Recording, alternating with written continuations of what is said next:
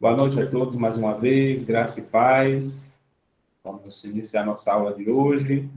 Sejam todos bem-vindos, vamos recebendo os alunos e agradecendo a Deus por esse sexto encontro, nossa sexta aula do módulo 2, Panorama do Antigo Testamento, aquele nosso sem treinamento bíblico Leadership Outreach, baseado em Serrinha, na Bahia. E nós estamos caminhando com os livros históricos, né? Já estudamos o Pentateuco, agora estamos com os livros históricos, e mais particularmente no livro de 2 Samuel, página 92. E vemos que a ênfase deste livro é o rei Davi, um homem segundo o coração de Deus. Veja aí a estrutura desse livro, a divisão em 4 blocos, capítulo 1 ao 10, a ascensão de Davi, capítulo 11 ao 12, a queda de Davi, do 13 ao 20, os desastres de Davi, do 21 ao 24, as proezas de Davi. No primeiro bloco aí a gente vê a ascensão, né, o crescimento de Davi, ele rei sobre Judá, uma guerra civil com o norte, ele se torna depois rei de Judá e Israel, né, o reino do sul, que é Judá, e o reino do norte, que é Israel. Jerusalém se torna a capital desse Reino Unido, a arca é trazida para Jerusalém, ele pensa, né, começa a sonhar com o templo para o Senhor, e essa era dourada do reinado de Davi. Do capítulo 11 e do capítulo 12, nesses dois capítulos, a gente vê a queda de Davi. Ele passa por uma apostasia espiritual, comete adultério, trapassa, é culpado de assassinato, porque trama a morte do comandante Urias, se casa com Batseba.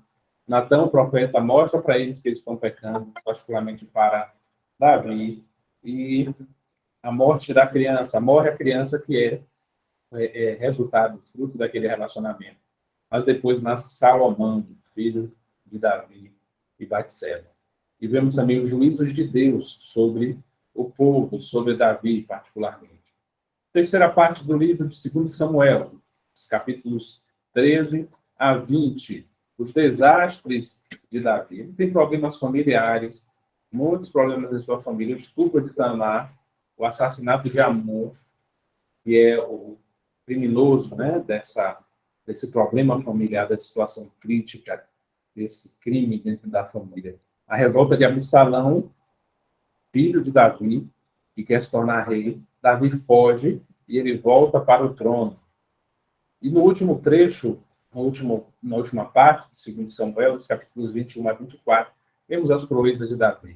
O caso dos gibeonitas, o cântico de louvor de Davi, suas últimas palavras, seus principais guerreiros, o censo que ele se decide a fazer, que Deus condena, e a praga sobre o povo. E Davi compra o local do templo. Veja, no início do livro, Davi sonha com o templo, planeja, e no final ele compra. Veja como esses projetos de Deus na nossa vida têm as suas fases de acontecer. Quem são as pessoas-chave nesse livro? Davi, Joabe, Abner, Isbosete, Mefibosete, Batseba, Urias, o Hitita, Natã e Absalão. Mefibosete é esse filho de Saul, né, do Saul, que Davi decide honrar, mantendo sua palavra a Jonas, né, que é o pai de Mefibosete. As palavras-chave nesse livro, vemos aí na página 92 ainda: prosperidade, guerra civil, pecado de adultério, assassinato, juízo, morte, rebelião e revolta. Vivemos a fé e os fracassos de Davi. Olha o quadro geral, né? A gente já viu naquele primeiro quadro, né, que traz um panorama mais resumido, e aqui nós temos os detalhes maiores. E eu queria destacar aqui, irmãos, primeiro, no finalzinho da primeira coluna à esquerda, que Davi espera em Deus. Né? Saul morreu, está lá no capítulo 1, e nós vemos no final Davi esperando no Senhor. Na segunda coluna, eu queria destacar aí a aliança davídica. O Senhor estabeleceu Davi como rei. Veja que Davi, ele é esse rei poderoso, e Deus faz uma aliança com ele de não permitir que falte um sucessor no seu trono. E essa promessa, ela acontece. Vamos colocar a presença aí, né? Como alguns estudantes já estão fazendo aí no chat, né, no bate-papo, para ficar registrada a tua presença. E Davi, ele tem essa bênção de ser um homem que vai ter na sua descendência o rei Jesus, como o maior rei, o rei dos reis. Passando aí, né, nós vemos que Davi, ele sofre, ele começa bem, depois ele cai em pecado, e ele vai sofrendo por conta desses pecados também na sua família. Nós sabemos, irmãos, que o pecado, ele traz consequências para a gente, mas também por si está ao nosso redor. O mês de setembro foi o mês do Setembro Amarelo. Na última quarta-feira, uma psicóloga que falou que na igreja lembrou que essa questão do suicídio ela afeta não só quem comete contra si mesmo esse ato, mas toda a família. Pelo menos 4 ou 5 pessoas são afetadas diretamente. Isso, no meu, talvez seja até muito econômico. Mas quando líderes fazem isso, ou quando pessoas de grande representatividade o fazem, toda uma comunidade é afetada. Assim é a questão do pecado de Davi, como a gente vê, sua família sofre com isso. Um pai alcoólatra, os filhos vão sofrer, a sua esposa também. Abusos dentro da família, ou pecados em determinada área vão trazer como ocorrente, como a consequência, outros pecados similares, se não ver o tratamento, a confissão desses pecados. E a gente vê aí no finalzinho desse livro, né, que Davi compra ali um local para adoração no Monte Moriá, que é o local da provisão de Deus para Abraão e Isaac. Você lembra disso? Na parte de baixo aí da tabela, né, de Samuel, esse homem segundo o coração de Deus, como a gente vê lá em cima, nós temos o suplemento, a história, o pecado, a sequela e o sucesso. Ele é rei de Judá, depois ele se torna rei sobre Israel e Judá. E no tempo de Judá, a capital era Hebrom, depois a capital se torna Jerusalém, e isso vai do ano 1011 a.C. até o ano 971 a.C. Nós temos aí um resumo dessa história, como você pode ver na página 94, só lembrando, né, que você vai ter essa possibilidade de aprofundar o seu conhecimento lendo esse material. Lembrando que os livros de Samuel são só um livro, né, originalmente. Na Bíblia que nós temos hoje aqui se colocou essa divisão de primeiro e segundo Samuel. Vamos destacar só aí, por que o reino de Davi teve essa era dourada, quando ele reinou sobre Judá e Israel? Ele estabeleceu Jerusalém como capital política e religiosa, trouxe a África para Jerusalém, fez a terra prosperar econômica, militar e politicamente, e governou com justiça e retidão sobre seus domínios. Davi acreditou a Deus o seu sucesso, reconheceu que ele o fizera rei de Israel por amor e para a glória do próprio Deus. Quando a gente caminha bem, irmãos, nós vemos muita bênção do Senhor. Enquanto nós temos a humildade de caminhar com o Senhor, Ele nos sustenta e nos abençoa. Nós vemos que ele é um homem segundo o coração de Deus, e esse ponto a gente já tratou, né? A aliança de Deus com Davi ela vai ser eterna. E essa parte da queda de Davi, a gente pode ver como os Salmos, a gente vai chegar em breve nos livros poéticos, os Salmos, eles são uma ilustração. O Jó, né, é um pouco diferente, a gente vai ver isso, mas o livro de Salmos, Provérbios, Cânticos dos Cânticos, Eclesiastes, são justamente nessa coisa de Davi e Salomão, que trazem emoção, como o Salmo 51, onde Davi nos confessa o seu pecado e é perdoado por Deus. Mas a gente sabe que Davi, ele falhou e, assim, ele sofreu, o seu reino sofreu, e muitas outras pessoas. Mas a gente vê também o coração de Davi obediente, contrito, no sentido de pecou, mas ele se torna contrito e volta a obedecer a Deus. Temos aí um detalhamento, né, dos desastres familiares, você pode ver na página 94. E as coisas de Davi, nós temos aí, como já vimos, é somente para a gente lembrar, né, desse detalhamento que você pode ter no seu módulo. Tem o propósito do segundo Samuel. O autor de segundo Samuel relatou como Deus, em sua fidelidade, trouxe sucesso e bênção sobre a vida de Davi e de Israel, enquanto Davi obedeceu sob a aliança, mas também como ele. Igualmente, em sua fidelidade, trouxe juízo e adversidade sobre Davi e sobre Israel, quando Davi pecou e desobedeceu a Deus. A mensagem que nós aplicamos, que o Tendência Maior que aplica, é: nós colhemos o que semeamos. Semeamos pecado e desobediência, colhemos a diversidade e juízo. Semeamos justiça e obediência, colhemos bênção e sucesso. Tudo que fazemos traz consequências sobre a nossa vida. Circunstâncias favoráveis e manipuladas pelo homem não tornam lícito o avanço diante da vontade de Deus. Devemos manipular as situações para favor próprio. Deus honra aqueles que o honram. E a negligência aos deveres abre portas à tentação. O pecado sempre traz consigo mais consequências. A gente já começou a ver, já vimos isso um pouco, a questão do pecado e esse sacrifício do povo. Temos aqui, né, no Salmo 51, um salmo muito conhecido, a gente não vai ler, mas a gente sabe que ali ele confessa a Deus o seu pecado. E ele é assim: Davi confessa o seu pecado, Deus o perdoa. Nós vemos a tristeza de Davi, né? E ele fala assim: eu soma-me, conhece, vê se há em mim algum caminho mau, guia-me pelo caminho eterno. Davi, ele tem uma experiência com Deus. Ele é um pecador, como todos os outros, sim, mas é muito interessante essa capacidade de Davi de se arrepender. Ele é um homem segundo o coração de Deus, porque ele está aí participando. Irmão Paulo quer falar? Levantou a mão aí.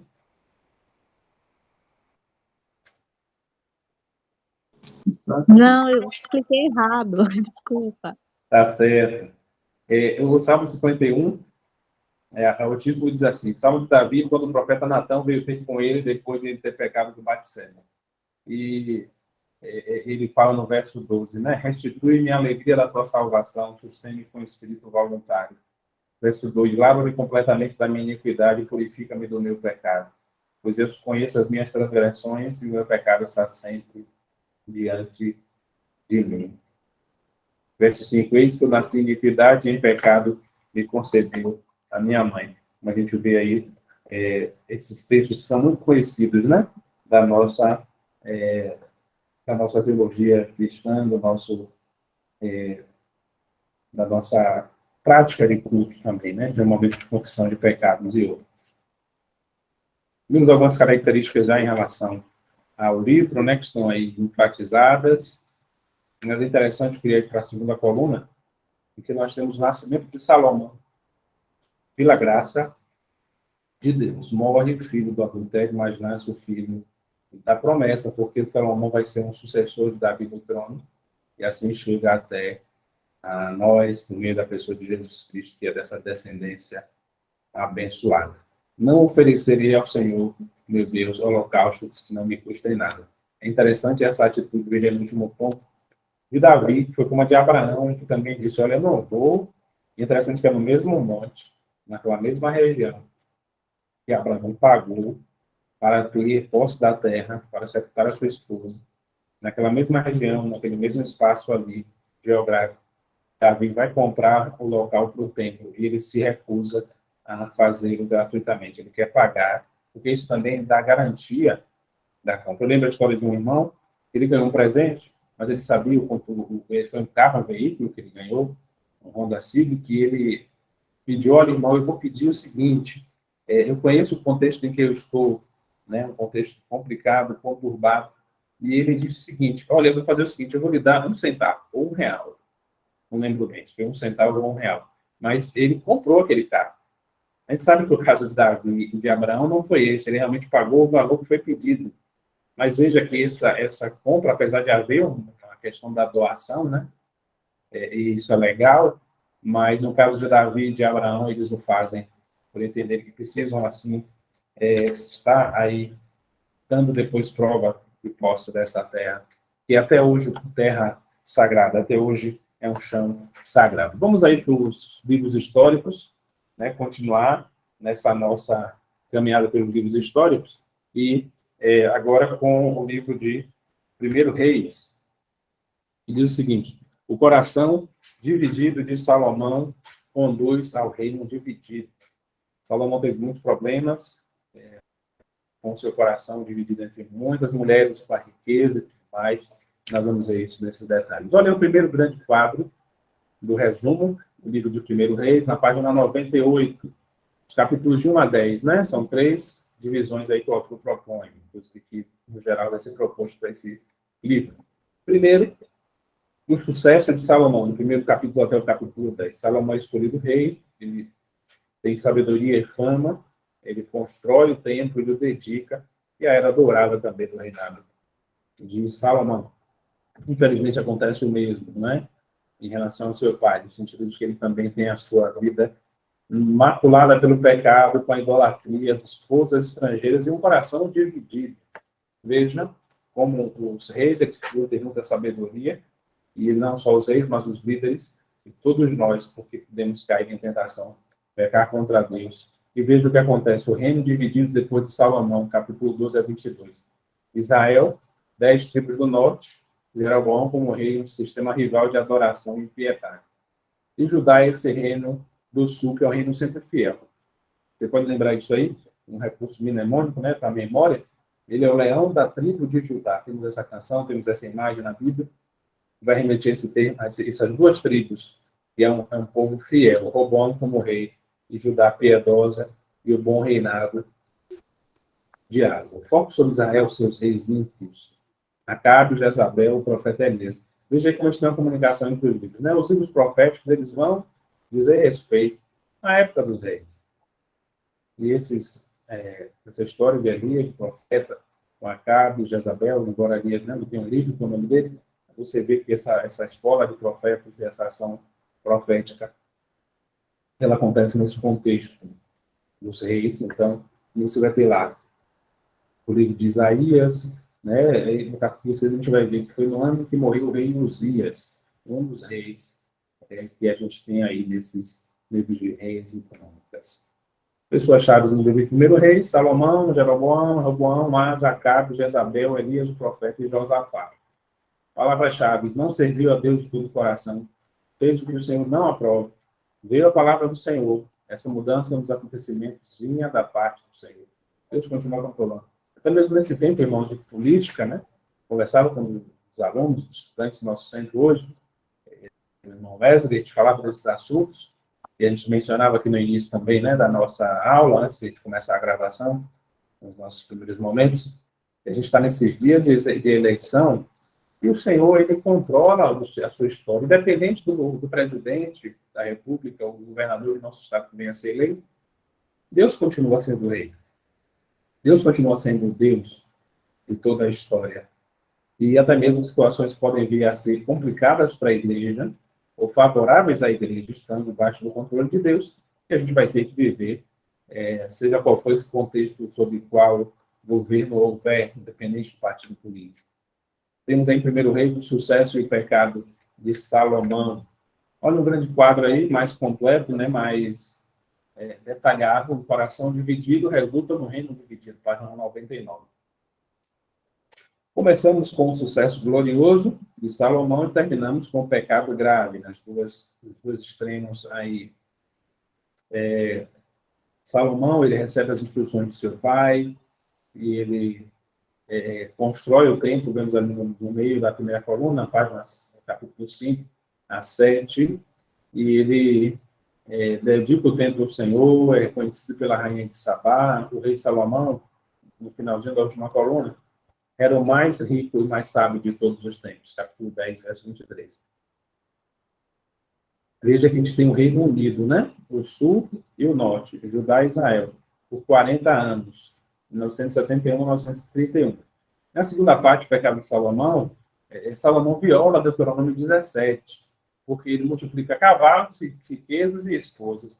Ele constrói para si um império, né? Ele não somente foi rei, mas ele se tornou um imperador, no sentido de que ele passou a ter muitos bens, uma força além do necessário, muita riqueza e mulheres, companheiras, esposas, né, que desviaram seu coração, assim como os outros erros que ele cometeu, da presença de Deus.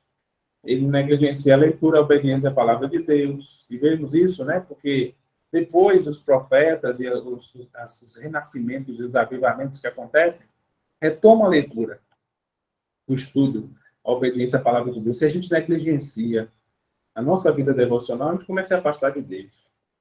É no nosso tempo com Deus, é no meu tempo com Deus que Deus fala comigo e me confronta. Eu não preciso Eu não dependo, embora seja maravilhoso e precise, no sentido pessoal e comunitário, da pregação bíblica, né, de estar exposto à pregação, mesmo sendo eu um pregador, até mesmo por isso ele está exposto também à pregação de outros. Mas o meu tempo pessoal com Deus, na minha devocional, Deus fala muito comigo.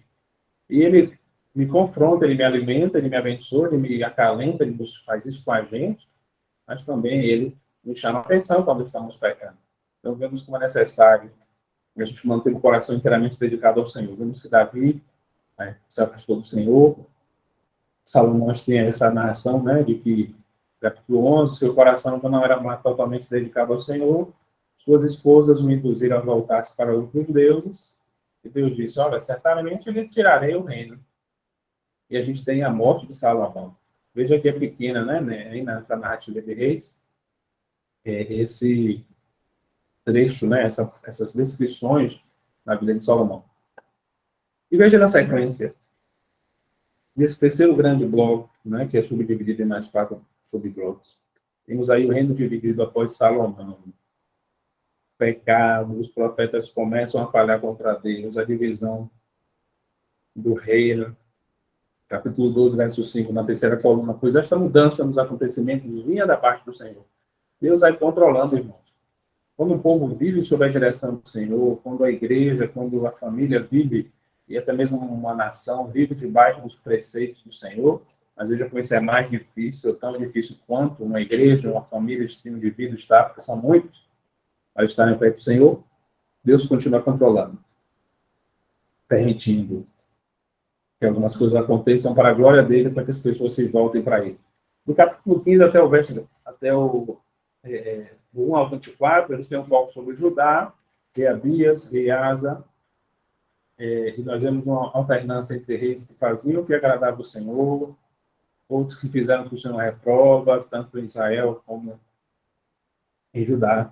E no capítulo 16, 29 até o 22, a gente tem histórias conhecidas de Elias, esse grande profeta do Senhor, mas na época difícil, até mesmo por isso, ele exerce esse ministério profético. Veja aí Acabe, o pior de todos os reis. Ele reinou 22 anos sobre Israel. E a palavra do Senhor veio a Elias, o profeta de Deus, com a seca no riacho de Querite. Há cerca de 3 anos, o riacho de Querite, a viúva de Sarepta, no Monte Carmelo, com os sacerdotes de Baal. Você lembra disso? O medo que ele teve de Jezabel, a fuga para o Monte Horebe, a nomeação de Eliseu como o seu sucessor. Acabe fez o que o Senhor reprova mais do que qualquer outro antes dele. Josafá foi um excelente rei, a gente tem isso lá no finalzinho do livro, e Acasias em Israel por 10 anos. 2 anos como rei mau. Então a gente tem um reino dividido por 90 anos, aí como você pode ver. Entende o propósito? O autor de 1 Reis escreveu para relatar como o juízo de Deus relativo ao reino dividido, Israel ou Judá, resultou do pecado do rei Salomão, cujo coração não foi totalmente dependente de Deus. E acabou desviando a uma idolatria por suas esposas estrangeiras. A mensagem que a gente pode aplicar aí, um coração dividido entre os caminhos de Deus e os caminhos do mundo, leva à desobediência. O pecado é uma vida dividida, a qual não é agradável a Deus. Na página 101. Vamos a alguns ensinamentos na página 102. Eu pedi para alguém abrir o microfone e ler com a gente essa série de ensinamentos aí do livro de 1 Reis. Isso com alguns dos nossos estudantes participando aqui na nossa aula dessa noite. Pode abrir o microfone e fala, por favor.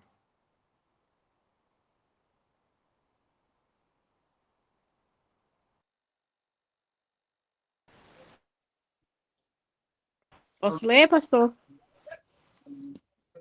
Pode, meu irmão, por favor. Principais ensinamentos. O sucesso da perspectiva de Deus depende da obediência à sua palavra. Sabedoria fundamenta-se em Deus e nós devemos buscá-lo nele para vivermos bem. Outro aluno lê aí, para não ficar eu só. Sabedoria, a paz do Senhor, boa noite. Boa noite.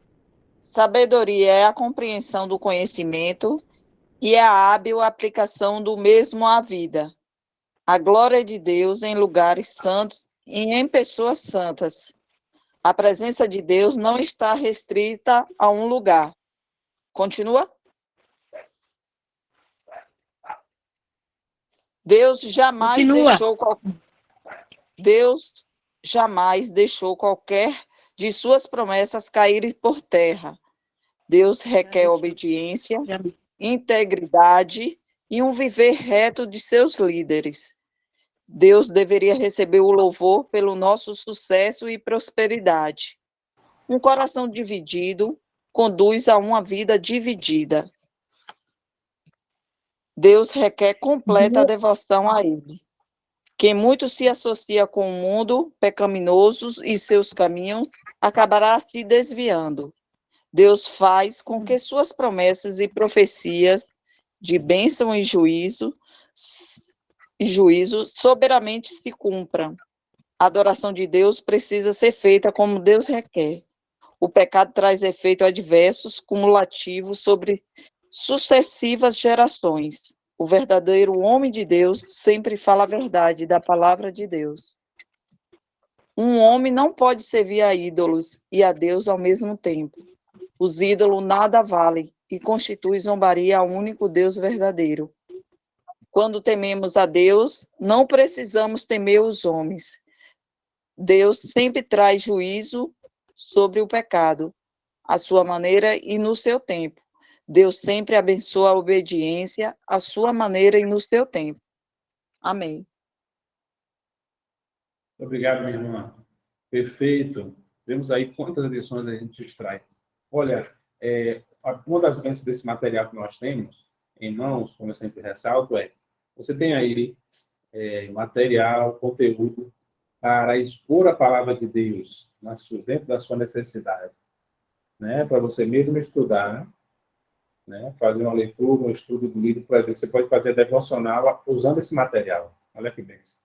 Aí você vai fazer uma leitura, por exemplo, você faz uma leitura da Bíblia toda e vai estudando os trechos, e vai lendo os capítulos e vendo, né, e se preparando também para estudos bíblicos, para uma série de mensagens em uma congregação, em uma igreja, num grupo pequeno. E veja como é interessante. Esse modelo que a gente faz aqui, e é muito bacana a gente seguir esse modelo, quando ele é replicado, por exemplo, em um outro contexto, veja como é algo que atrai e que sustenta a gente, que alimenta a gente. É muito interessante a gente ver isso. Pastor, a irmã Paula acho que quer falar alguma coisa, não? Acho que ela precisa baixar a mãozinha que tá. É só clicar, Paula. Quer falar mesmo? Não, tem que clicar de novo, né? Espera aí. Pode Tirei. clicar de Obrigada. novo, Pronto. E aí a gente vê que, obrigado, irmão Celene, esse movimento, né, da ovelha e do crente rumo à fonte de alimento é algo contínuo. A gente, como ovelha, como pessoas que têm fome espiritual, a gente se vai atrás do alimento. Então, você pode oferecer isso na sua escola bíblica, no seu pequeno grupo, e é algo seguro e certeiro, que nunca vai ser contestado, que é a palavra de Deus, e que alimenta, que segura.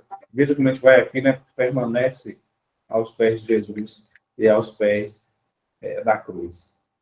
Nós temos aí vários textos, né, como falamos, o livro de Eclesiastes, o livro de Cântico dos Cânticos, todos eles apontando aí para esse livro de 1 Reis. Eu vou ler aqui Mateus 12, 42, só como um exemplo, né? Você pode estudar depois.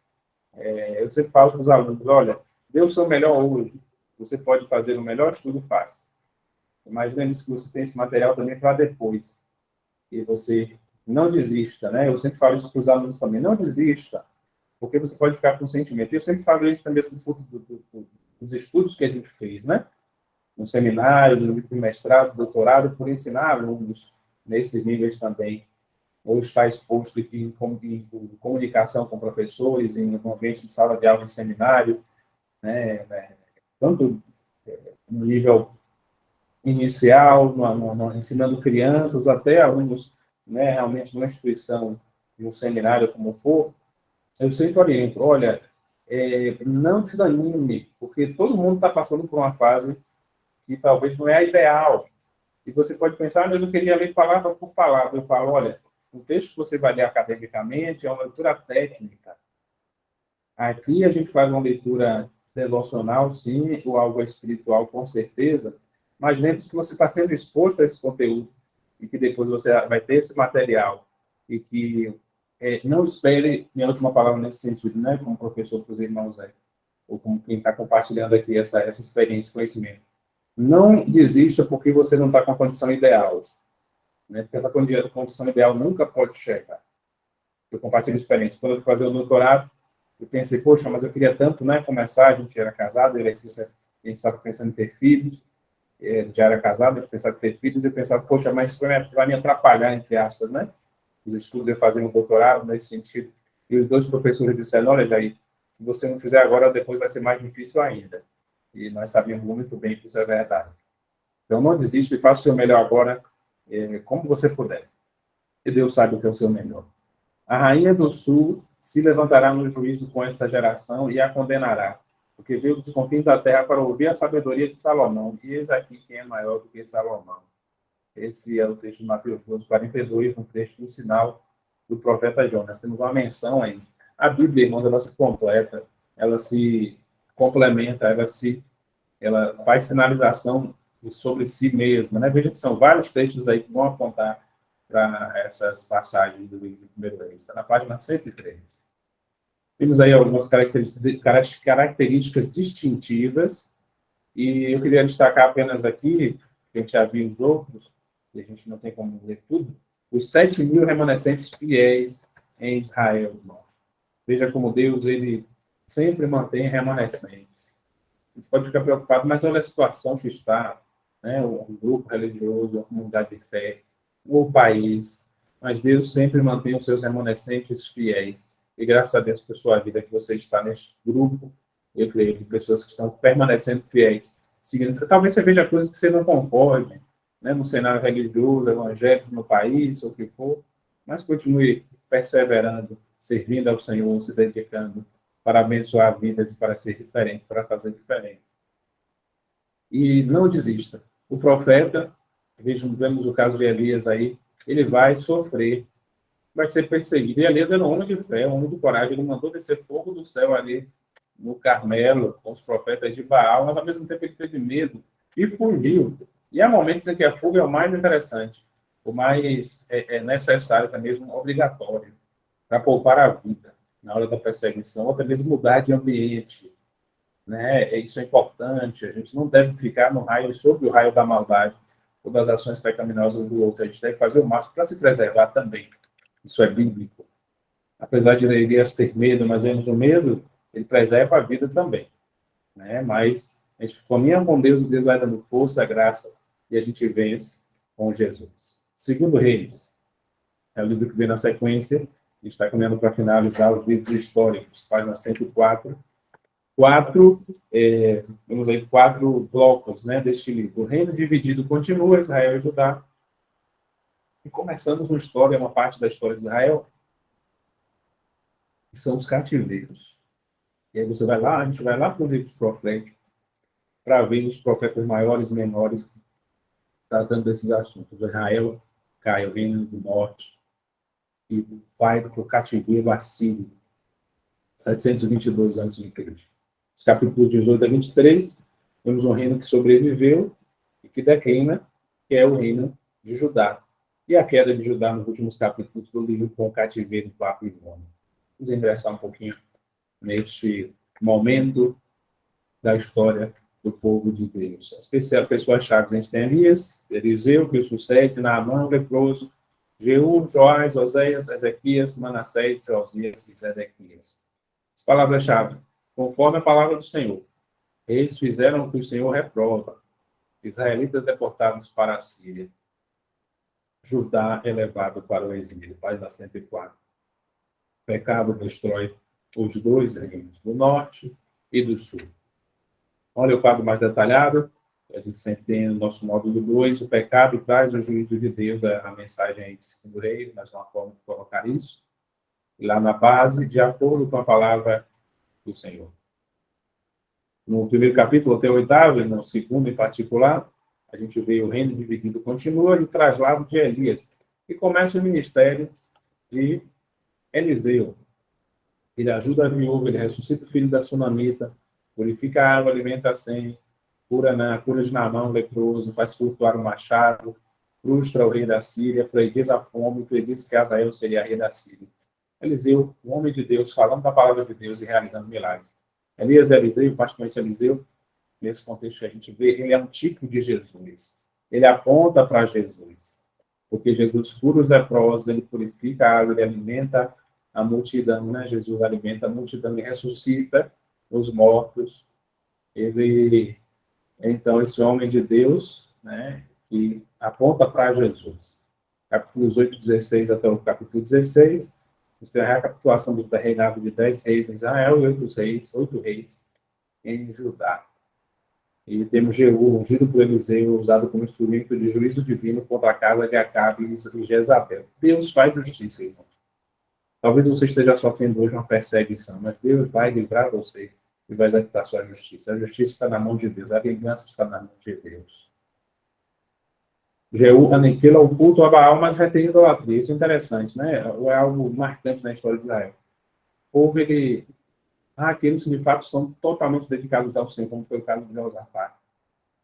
Mas tem aqueles que fazem o bem, agem, mas chegam a um certo ponto e eles não conseguem passar. Reavivamento parcial em Judá, sobre Joás. E vemos a história, né, dos reis pecando em uma guerra civil, causa o pecado contínuo, fizeram o que era mal aos olhos de Deus. A queda de Judá, capítulo 17. E lá no final a gente vai ter a queda de Israel. A queda de Judá, o rei Oséias fez o que era mal de Israel. A Síria captura Israel, os pecados de Israel. E veja o que acontece, irmãos, porque eu sempre falo isso com nossos filhos, e para os jovens, adolescentes e família também. Irmãos, temos que ter cuidado. A idolatria, andar nos costumes das nações. A idolatria, a rebeldia, a desobediência, como a gente tem visto nesses nossos estudos, tem todos a mesma raiz, que é não agradar a Deus, que não obedecer a Deus. Desobediência, imoralidade, veja aí na terceira coluna do meio, sacrifício de filhos, que hoje pode ser chamado de aborto, astrologia, feitiçaria. A gente ouve algumas palavras em alguns desenhos ou filmes, né? O feiticeiro, o mago, o bruxo, tudo isso é desagradável, é abominável aos olhos do Senhor. É magia negra, é ocultismo, assim como o espiritismo, até que o Senhor os afastou de sua presença. Isso, irmãos, é flertar, na verdade, namorar, é se envolver ainda mais com o pecado. Deixe, se por acaso, eu sei que aqui entre nós não existe esse caso, né? Mas se alguém alerte na sua classe de jovens e adolescentes, até para os adultos, essa coisa de horóscopo e tudo mais, são questões que parecem ser belas, né? Parece que a gente vê nas redes sociais pessoas que ao mesmo tempo colocam textos bíblicos, mas para falar de signos.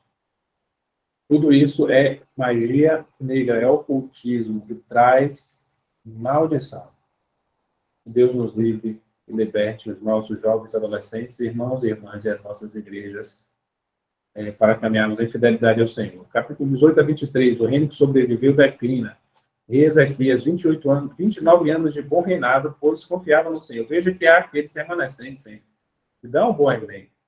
Interessante essa oscilação, né, da história de Israel. Sobe, desce, e aí é o caso de Judá sendo liberto, né, por Deus, de Senaqueribe 2 vezes, consegue mais 15 anos de vida para Ezequias, o Senhor.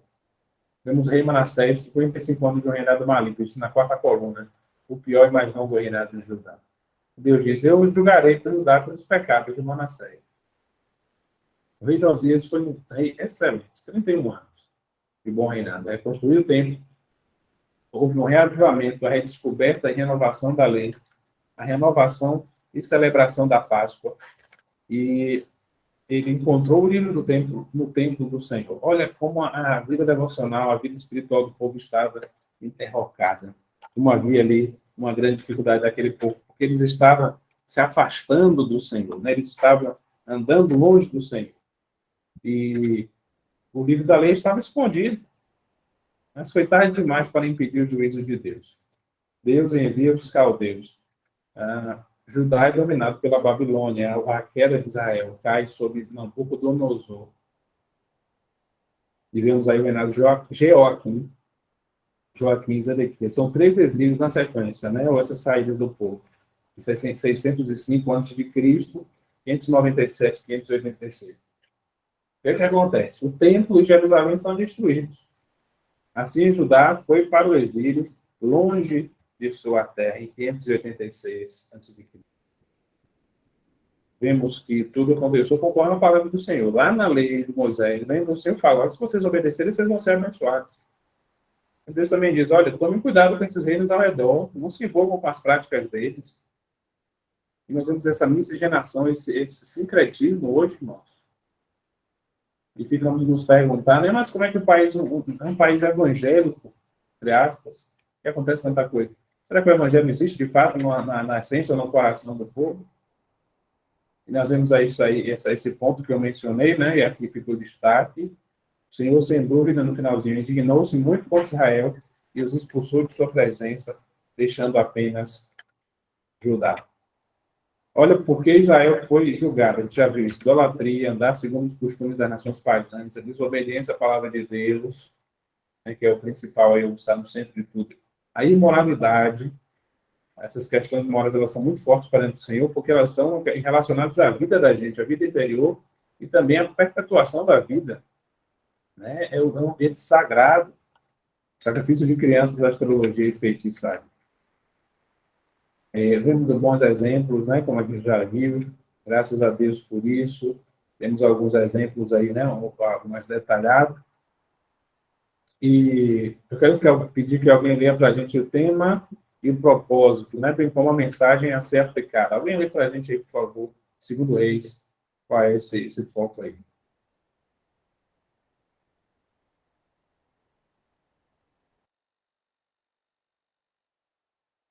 O autor de Segunda Reis escreveu para relatar como Israel caiu cativo pela Síria em 722 a.C. e como Judá caiu cativo pela Babilônia em 586 a.C., como resultado direto dos juízos de Deus por causa do pecado e da desobediência à sua palavra. Mensagem a ser aplicada: a menos que haja arrependimento genuíno, o pecado sempre traz o juízo e a disciplina de Deus.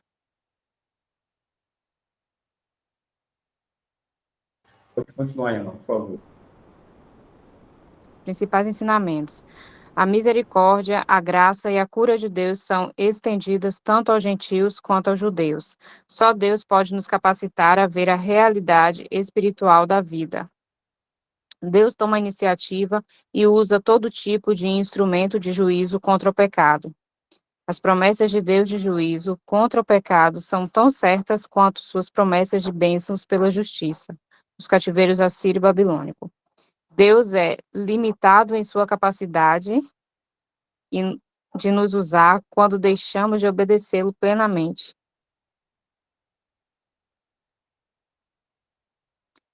A contribuição para a obra de Deus deveria ser motivada por amor e gratidão, não por dever. Não podemos confiar ao mesmo tempo em Deus e em ninguém ou em qualquer outra coisa. Conformidade aos caminhos e costumes do mundo traz consequências adversas. Deus procura pessoas em que ele possa confiar plenamente e que sigam apenas a ele. Deus oferece libertação sobrenatural em resposta à genuína oração. Idolatria, feitiçaria, adivinhação, astrologia, médiuns e espíritos são tudo uma abominação ao Deus Santo. Não há substituto para a palavra de Deus na vida espiritual em uma nação ou de um indivíduo. É possível pecar por tanto tempo e tão seriamente que Deus não reterá sua mão de juízo. Deveríamos aprender a partir dos erros e pecados dos outros.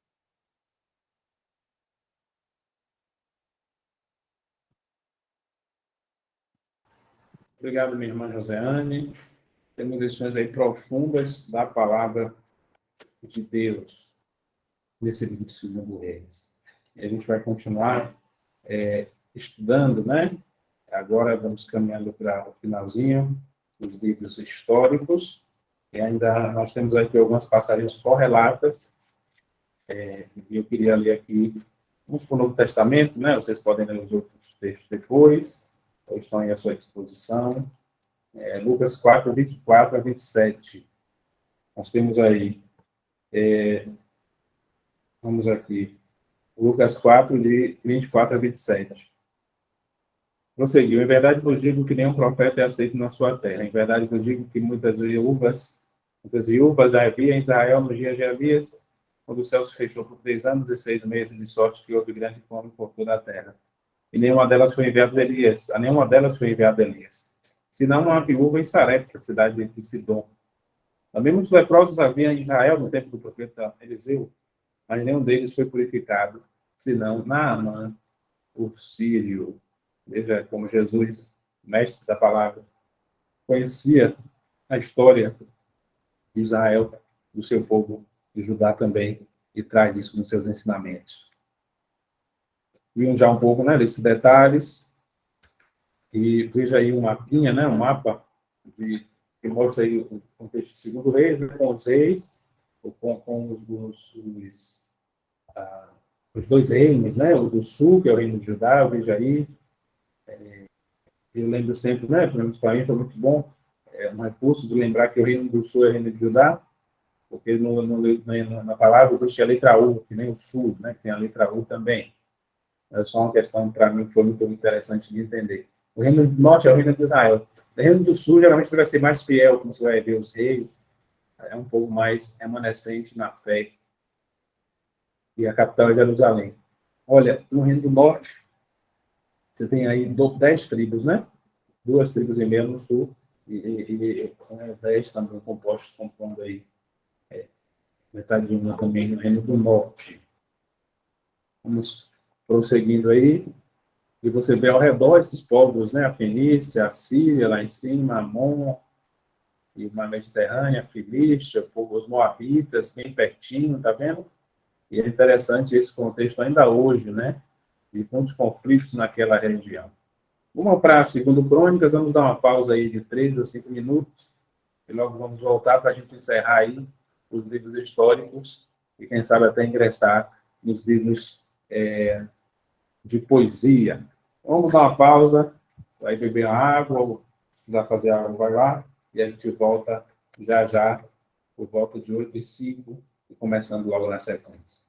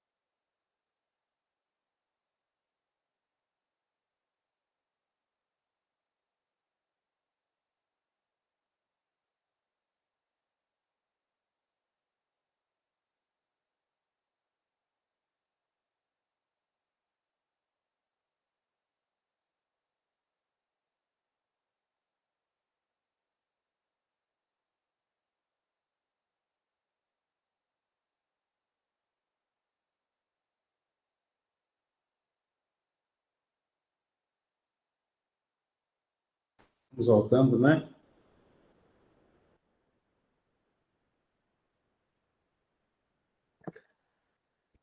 Vamos aí para o livro de 1 Crônicas.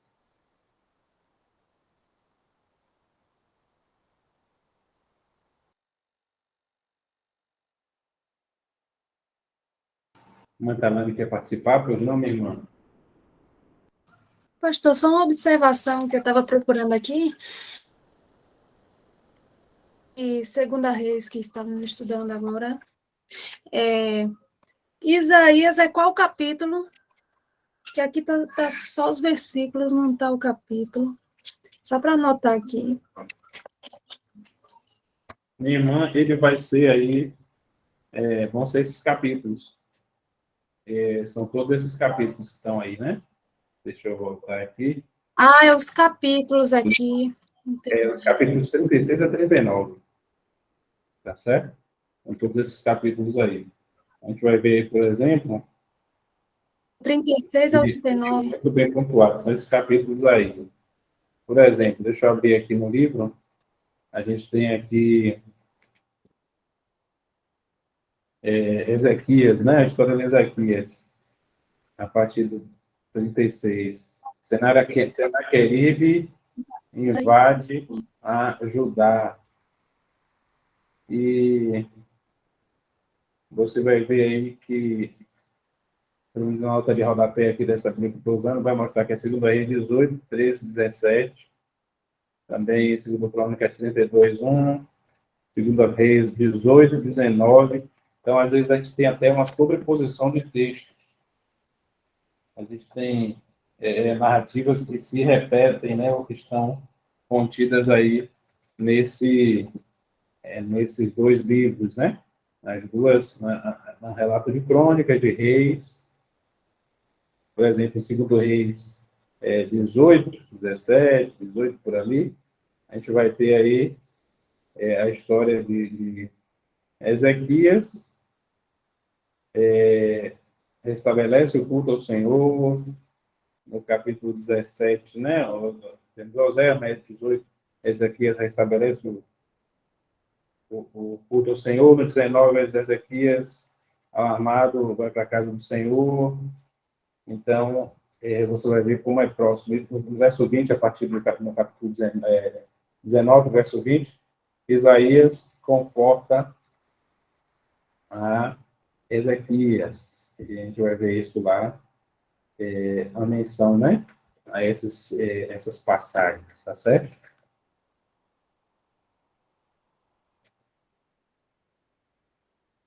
Obrigado pela observação. Vou ajustar a câmera aqui, desculpe. Vamos lá. Desculpe que minha voz também está um pouco complicada, né? Se começou a ficar quente, seco, aí tem um ventilador, ar-condicionado, algum ambiente, isso aí complica um pouquinho, então estou aqui tendo que ter muito cuidado, porque estou bebendo bastante água também, para conseguir ter voz para hoje, para amanhã e para depois. 1 Crônicas, página 112, né? O reinado glorioso de Davi. Então, a gente tem aí, irmãos, a gente vai e volta, né? 1 Crônicas vai trazer uma outra perspectiva, alguns detalhes diferentes comparado com o 1 Reis. Veja somente duas divisões grandes. Do 1 ao 9, capítulo 1 ao 9, as raízes de Israel. Capítulo 10 até o 29, o reinado de Davi. Capítulo 1 ao 9, a gente tem a genealogia de Adão até Davi. Veja como as genealogias são importantes. Especialmente quando a gente vai estar olhando para o contexto geral, para a Bíblia como um todo, né, de capa a capa. A gente vai entendendo por que tantas genealogias. As 12 tribos de Israel, o foco sobre os Judá e os levitas, a ênfase na linhagem messiânica. Olha que eu falava há pouco, os remanescentes de Judá retornando do exílio. Capítulo 10 até o 29, o reinado de Israel. Os destaques do reinado de Davi, Davi rei em Jerusalém, os principais guerreiros, a arca, o templo, a habilidade de liderança de Davi. O Senhor faz prosperar Davi. A gente vê o lado positivo, né? Esse reino. Olha lá, a primeira coluna, o destaque do que nós estávamos falando. Adão a Abraão, Abraão a Jacó, Jacó a Davi. e Davi ao cativeiro. E veja já uma perspectiva, né? Desse tempo, lá de Davi até o fim dessa história dos reis, né, dos reinados, já com o exílio, o remanescente de Judá retornando ao exílio, dos capítulos 1 ao 9, a genealogia de Adão até Davi. Segunda parte aí, o reinado de Davi, basicamente a gloriosa ascensão de Davi ao trono e ao reinado. Davi foi se tornando cada vez mais poderoso, pois o Senhor dos Exércitos estava com ele. Mostra aí o verso 11, o verso 9 do capítulo 11, o relato do reino, o régio reinado de Davi. Coloca aí daí no 9. Nos a ruína de Saul, mais detalhes, está vendo? Sobre esse reinado de Davi. Primeiro Crônicas, né, e segundo Crônicas vão mostrar mais detalhes do reino de Saul, de Davi, de Salomão, a ruína de Saul, como vimos aí. Né? Por que ele caiu? Segundo a coluna, o Senhor entregou a morte por infidelidade, desobediência, não consultar a Deus, e consultou uma média. Mais uma vez, esse aspecto, irmão. E é interessante que essas pessoas que se envolvem com esse tipo de práticas, elas estão cegas. Nós vemos essa cegueira espiritual do povo quando se envolve com o ocultismo ou com a infidelidade, com a desobediência, com a idolatria. O Senhor entregou o reino a Davi. A ascensão de Davi, ele é coroado. Nós vemos o que nós já ouvimos, né, no capítulo anterior, no livro anterior, melhor dizendo, no livro anterior de Reis.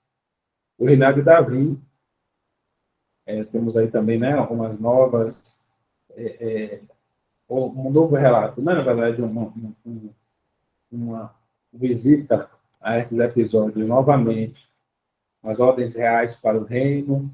Veja nessa quinta coluna, né, ele faz os preparativos para o templo, organiza o sacerdócio levítico para servir no templo, seleciona músicos, porteiros e tesoureiros. E olha que depois, lá quando acontece toda essa tragédia do exílio, e volta o povo lá com Neemias, com Esdras, como a gente vai ver, eles precisam restabelecer essas ordens, essas escalas. Ele designa oficiais, juízes e líderes civis.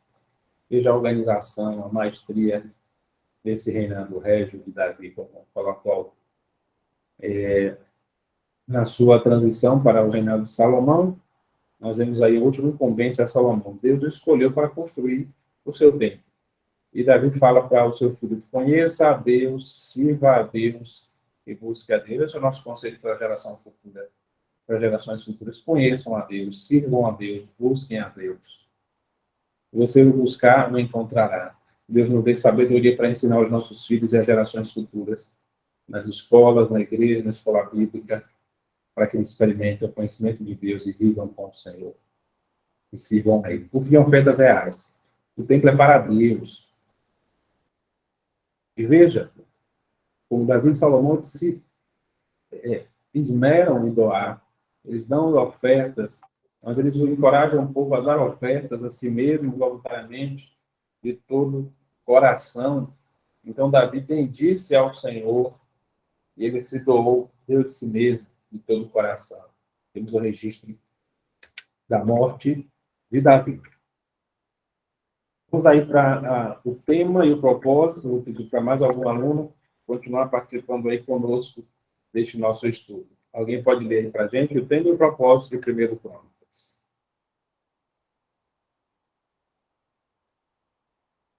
Vamos lá.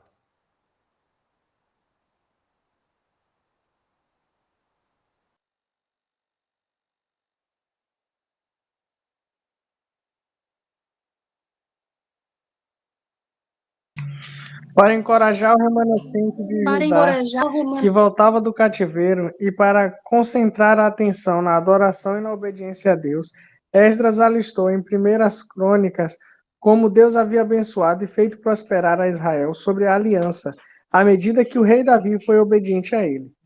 A mensagem a ser aplicada: Deus abençoa aqueles que buscam conhecê-lo e servi-lo com o coração totalmente dele.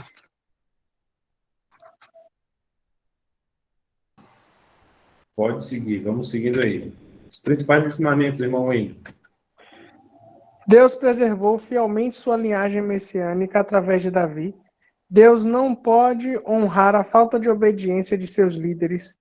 Fazer a coisa certa da forma errada traz desastre. Fazer a coisa certa da forma certa traz bênção. O que Deus pensa de nós é muito mais importante do que aquilo que os homens pensam. Satanás, via de regra, incita-nos a pecar, mas nós somos responsáveis pelo pecado.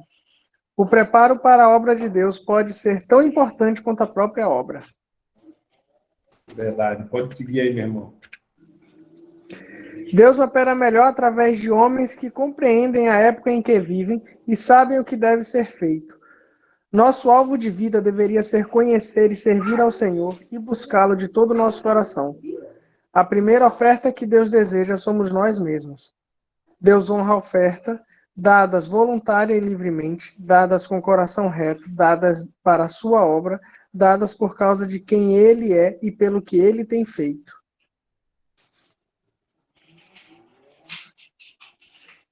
Passagens correlatas. Você precisa ler? Obrigado, irmão. Esses ensinamentos são profundos, né? A gente vai voltar aí para as passagens correlatas, mas veja a riqueza da palavra de Deus a que a gente está exposto quando a gente se busca e se dedica, né, a estudar a palavra, e como Deus nos confronta, mas também nos conforta e nos encoraja a permanecer servindo a Ele com tudo que somos e que temos, porque há necessidade, irmãos. É interessante, né, a gente pensar que, imagine se não houvesse esse coração generoso, né, de pessoas, a gente não estaria aqui hoje, fazendo esse curso. Então, irmãos, Deus honra a nossa fidelidade a Ele, a nossa generosidade, e usa esta fidelidade e generosidade para abençoar outras vidas de forma que a gente nem imagina. Os nossos irmãos que, né, estão aí passando por aflições lá na Flórida, como eu falei, né, por conta do furacão Ian, eles estão hoje sofrendo, mas estamos abençoando, e em meio às nossas aflições também nós abençoamos a outros e somos generosos. Então não pare em meio ao sofrimento. Se levante quando cair, confessemos, né, incluindo aqui, nós estamos todos no mesmo caminho com Jesus. Vamos confessar os nossos pecados e continuar servindo ao Senhor com alegria, nos entregando para Ele. Nós temos aí, irmãos, a nossa apresentação, né, algumas passagens correlatas, nós já vimos esses vínculos, né, mas eu queria ir lá para o Novo Testamento, primeira carta de Paulo à igreja de Corinto, capítulo 16, verso 1 e 2. Escolhi ler esse texto aqui para a gente. Ora, quanto ao coleta para os santos, fazer também o mesmo que ordenei às igrejas da Galácia. No primeiro dia da semana, cada um de vós põe de parte que puder, conforme tiver prosperado, guardando para que se não façam coletas quando eu chegar. O povo é encorajado a ser generoso. Esse é o nosso papel, irmão.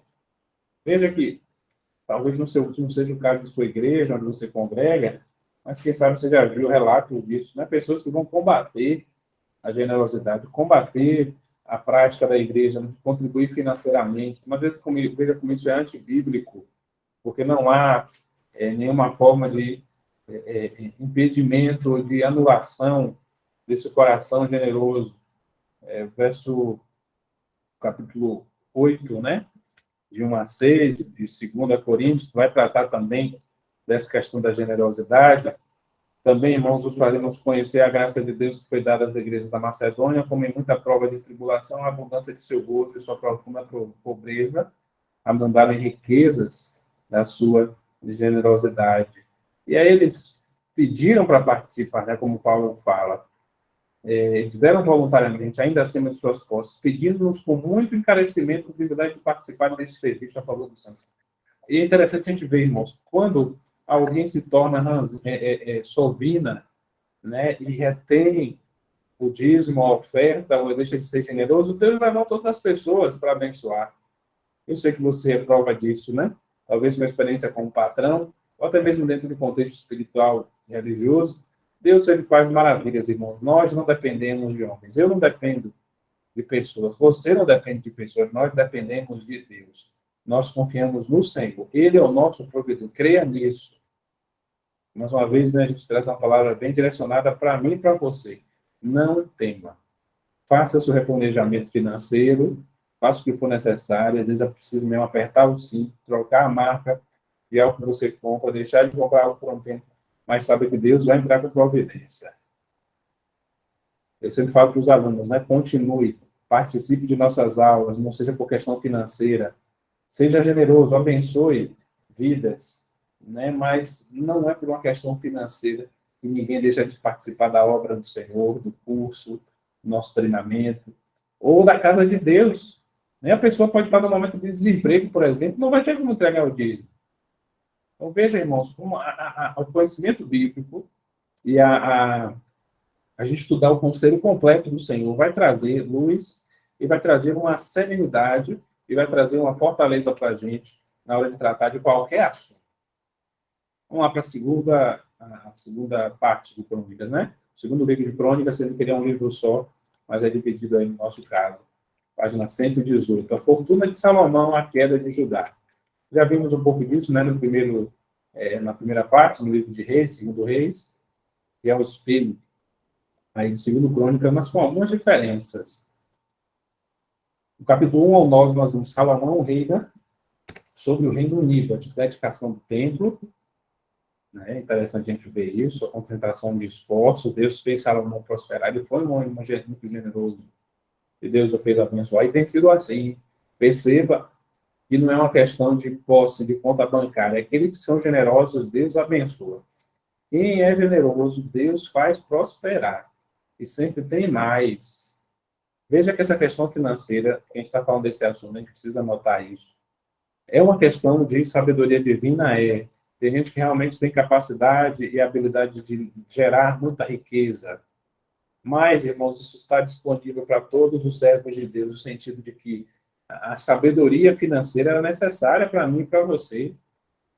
E eu lembro de um momento da vida, na minha própria vida, em que eu entendi, né, por meio daquela imagem da parábola dos talentos, que literalmente é isso mesmo, financeiramente, a gente precisa colocar para funcionar os talentos que Deus nos deu, para gerar riqueza. E quando a gente fala de riqueza, irmãos, não é acumulação de capital, é para a bênção de outras pessoas, para poder abençoar vidas, para poder ser generoso, para poder doar nas campanhas de missões, doar nas campanhas de construção, porque é um tempo que a gente usa, eu estou aqui no gabinete da igreja hoje, isso aqui pessoas investiram, e o recurso que a gente investe na obra de Deus, ele faz a gente prosperar.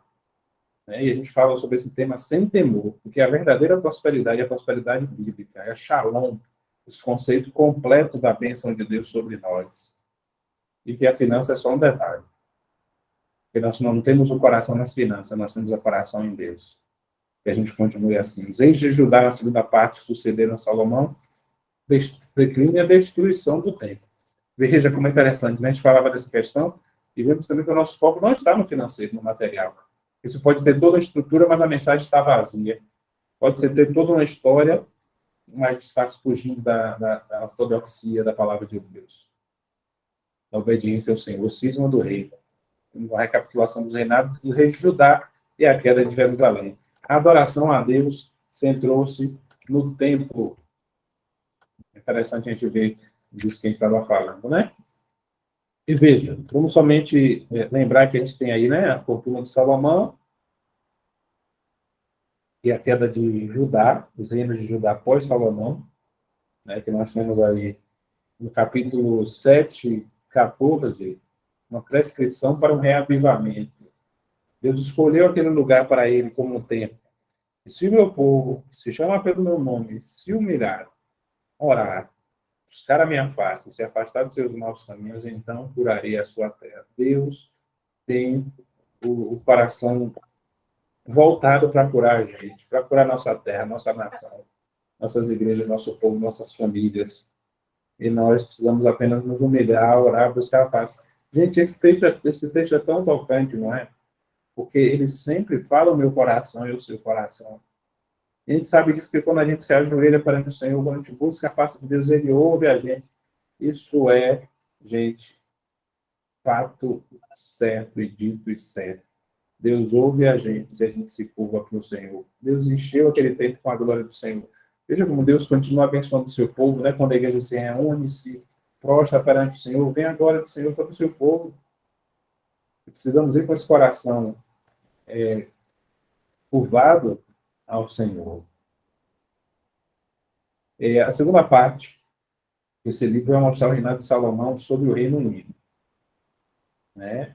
E veja aí, depois, né, que Salomão sai de cena, a gente tem uma lista aí dos reis: Roboão, Abias, Asa, Josafá, Jorão, Acasias, e a descrição se eles foram reis bons ou maus, até o finalzinho lá, tá vendo? Até Josias, foi 31 anos de um reino muito bom, que fez reparos no templo, reformou o povo através da lei, celebrou a Páscoa. Olha, gente, como o povo vai caindo, rejeitando o conselho dos anciãos. A gente deixa de ouvir os nossos pais. E tem um princípio muito importante, né? Como nós temos pais tementes a Deus, ou que orientam conforme a palavra de Deus, mesmo que não sejam cristãos, e a gente segue os conselhos deles, nós somos abençoados. Nós temos que buscar não só a bênção verbal, né? Bênção pai, bênção mãe, mas a bênção de Deus por meio de nossos pais. Só um exemplo aí, né? Uma aplicação bem prática. E a gente viu o povo descaindo, a derrocada, e Deus abençoando, que eles são fiéis a Ele. Aí nós vemos como Deus vai conduzindo, e Deus vai permitindo que o povo vá para a derrocada. Ao ponto de Josias precisa fazer reparos no templo, que tinha sido um templo tão maravilhoso, e reformar o povo através da lei, celebrando a Páscoa. Imagina, eles esqueceram de celebrar a Páscoa. Mas a gente vê aí que é tarde demais.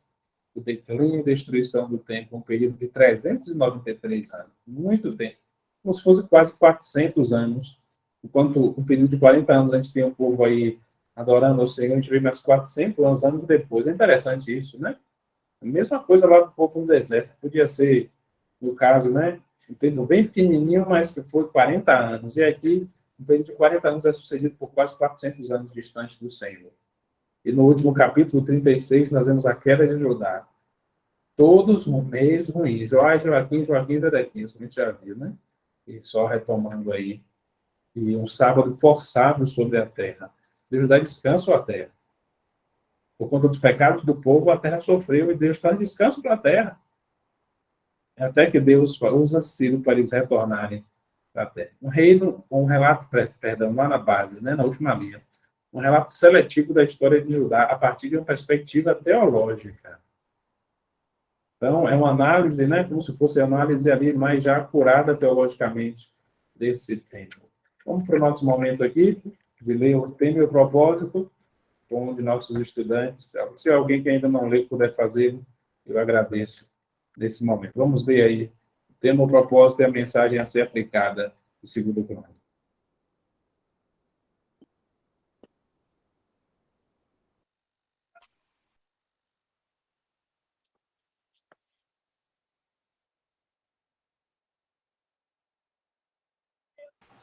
Um de cada vez, gente. Vamos lá. Esdras relatou em 2 Crônicas a glória do templo sobre Salomão, como a queda de Judá para a Babilônia ocorreu quando a nação se afastou do culto a Deus, centrado no templo, substituindo por idolatria. Continua?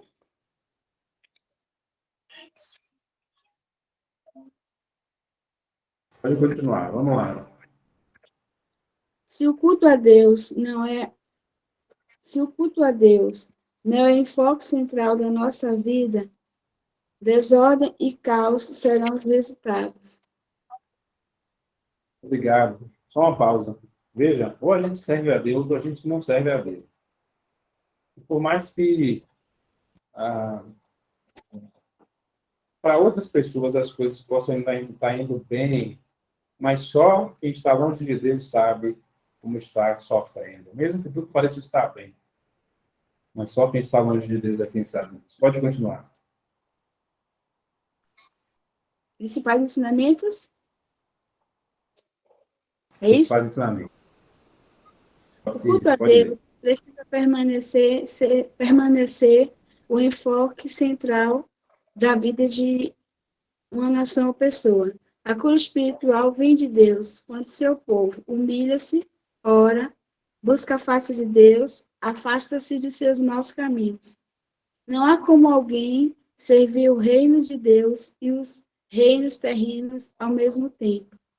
Somente a palavra de Deus fará o povo voltar a Deus. Desencoraja e sustenta aqueles que lhe dedicam totalmente o coração. O homem de Deus precisa dizer ao povo o que Deus diz e não o que eles querem ouvir. Deus deveria ser o nosso único aliado. O orgulho é pecado e leva à queda. Seremos bem-sucedidos quando o nosso caminho estiver reto diante do Senhor. O Senhor sabe como humilhar o altivo. Se Deus é por nós, quem será contra nós? Deus tensiona o seu conceito do sábado, seja observado. Uma das razões para o cativeiro babilônico foi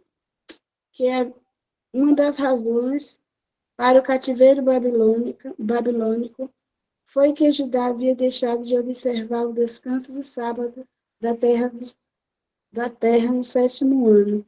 Deus forçou o descanso sabático da terra durante 70 anos. Deus foi fiel ao fazer retornar o remanescente de Judá à terra após o cativeiro. Muito obrigado, minha prima, irmã Gal. Veja, né? Ponto final aí. Mesmo quando, ponto penúltimo, né? Mesmo quando a terra, quando o povo peca, né? Quando o povo peca, até mesmo a terra só.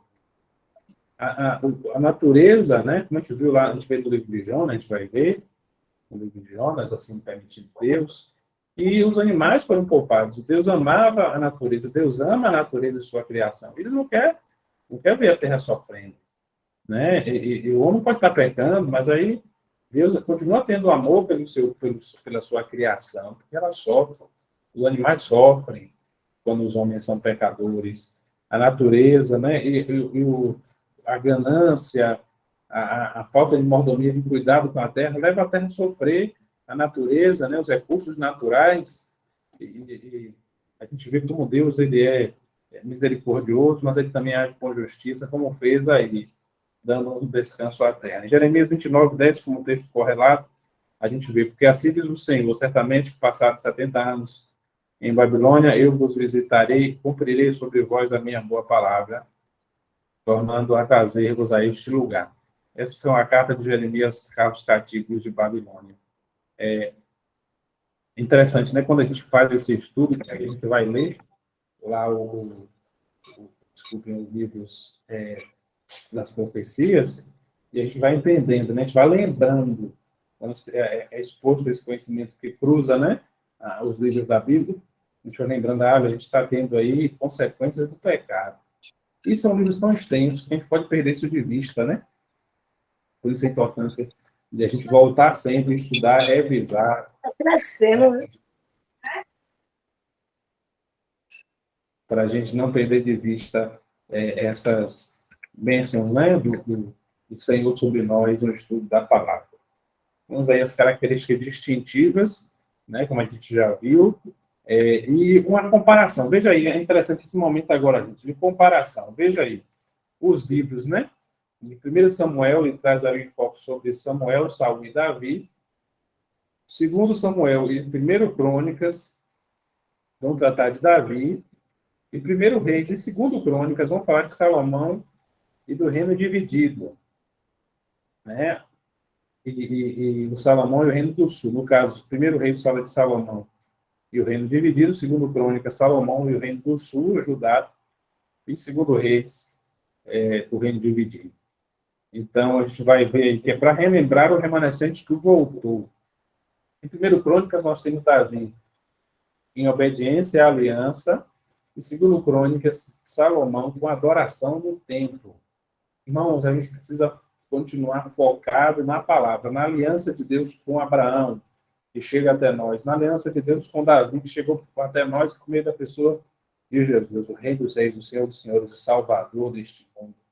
Em 2 Crônicas, nós temos Salomão com adoração no templo. Um tempo em que pessoas ficam aí desistindo de congregar, nós vemos a necessidade do templo. Sabemos que nós somos o templo acima de tudo, irmãos, mas nós precisamos de comunidade. Deus fala conosco. Mesmo que haja pecados, porque os homens são pecadores, no sentido não de tolerância ao pecado, mas de a gente ter uma vida, né, perante o Senhor, perante a graça de Deus, nós temos que caminhar assim. Eu esqueci de ligar a luzinha, vamos ver se melhora um pouquinho aí, né?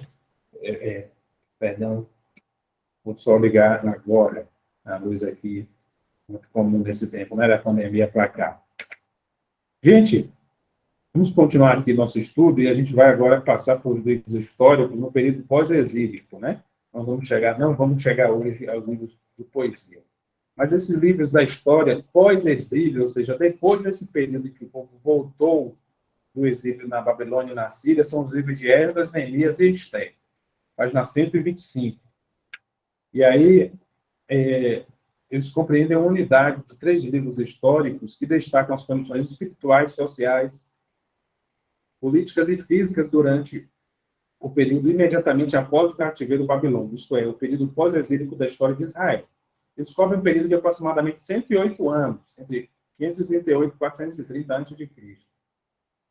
Veja aí, a gente aqui os profetas. Ageu e Zacarias foram os profetas que ministraram durante o período coberto por Esdras. Então, nós temos profetas que vão falar desse período pós-exílio, que não vão estar tratando dos reis de Israel, Davi, de Salomão e dos reis dessa época que nós vimos nos livros históricos pré-exílio. Malaquias ministrou como profeta durante o período compreendido por Neemias. Esdras e Neemias foram contemporâneos, a gente vê isso em Neemias 8. Com Neemias e Malaquias termina o período do Antigo Testamento. A gente vê que a gente chega aí, quase na metade do Antigo Testamento, por assim dizer, já chegando ao final dessa história.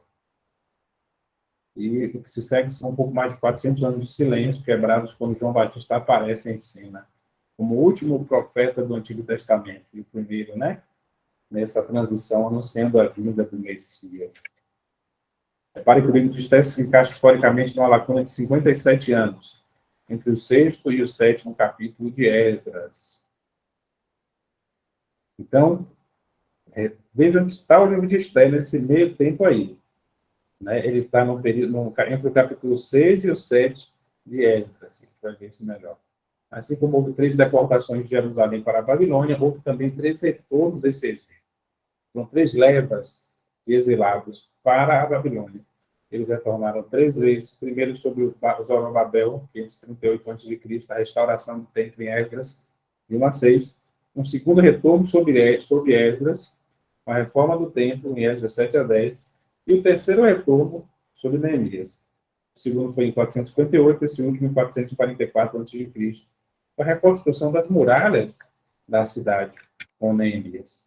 Tanto Esdras como Neemias, que formavam um só livro com 1º e 2º Crônicas, eles que estão todos juntos, eles tratam dos judeus que retornaram a Jerusalém, enquanto o livro de Esté trata dos judeus que, de forma desobediente, permaneceram na Pérsia, em lugar de voltarem a Jerusalém. Veja que o povo de Deus é um povo complicado, né? Em vez de eles voltarem para Jerusalém, eles quiseram ficar na Pérsia. Esdras e Neemias enfatizam o restabelecimento do culto a Jeová na vida de Judá, a adoração centrada no templo e na palavra de Deus. O templo e os muros da cidade foram reconstruídos e o povo foi renovado e reformado. Esté, por outro lado, detalha o cuidado providencial de Deus com os judeus na Pérsia, que não voltaram para a sua terra. O remanescente fiel que voltou a Jerusalém foi salvo através da intervenção de Deus, conforme destaca Esté. Deus ainda assim tem piedade do seu, como nós vemos nesse livro tão rico. Os livros históricos pós-exílicos demonstram a fidelidade de Deus em guardar suas promessas. Assim como Deus cumpriu sua promessa de juízo no cativeiro babilônico, ele também cumpriu sua promessa de restaurar os judeus à terra. O se humilhou, buscou ao Senhor e Deus agiu. O tema geral desses livros pode ser descrito da seguinte maneira: os judeus retornando do exílio para Jerusalém, visando restabelecer o culto a Deus, reconstruir o templo, reparar os muros da cidade, renovar o povo, de acordo com a promessa incondicional de Deus. Deus continua cumprindo sua promessa, como ele fez há Abraão.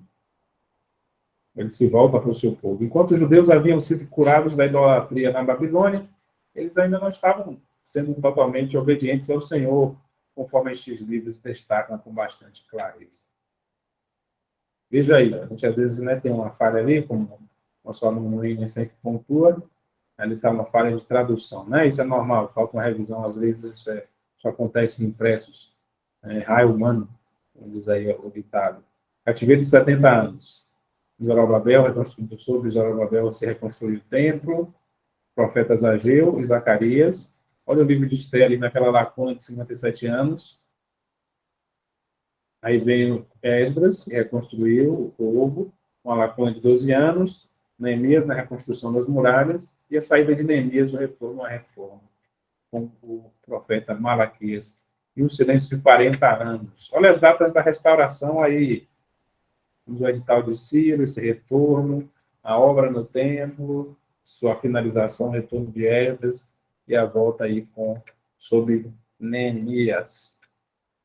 Em Esdras, nós temos aí Judá retornando do exílio. Esdras é um homem que ensina a palavra de Deus. Como nós vemos no texto sagrado, ele se dedicou a estudar e a ensinar. E ele, vamos ver essa volta aí no povo de Deus para o exílio. Nós temos aí, irmãos, uma divisão em 2 blocos, praticamente, né? Como a gente já viu, nessa retomada que a gente fez, nessa introdução, melhor dizendo, dos vídeos pós-exílicos. Então, nós temos aí, nos focar aqui na questão da reforma do povo. Mas veja aqui no início, capítulo 1 ao 6, o primeiro retorno liderado por Zorobabel, uma lacuna de 57 anos, onde acontecem os episódios ali do ministério. Depois, nós temos capítulo 7 a 10, o segundo retorno liderado por Esdras. O templo foi restaurado, agora o povo é reformado, né? A reforma do povo, cuidado providencial de Deus, o ensinamento da palavra, o pecado, a confissão do povo e a crise do casamento misto. Você vai ver isso também em Neemias. Porque, irmãos, até hoje, né? Por exemplo, os autores do Novo Testamento, Paulo particularmente, ele vai falar sobre a questão do casamento misto. Há entre nós, talvez, pessoas que vivem isso em nossas igrejas, sem dúvida. Isso aí é algo que a gente sabe as dificuldades espirituais, no sentido de fé, de compromisso com Deus. E, no caso, quando a desobediência, quando ela está prestes a acontecer, Deus alerta. E isso traz dificuldades, como uma pessoa, a gente sabe, né? O final do cativeiro babilônico e o retorno do exílio é o foco aí nesse livro.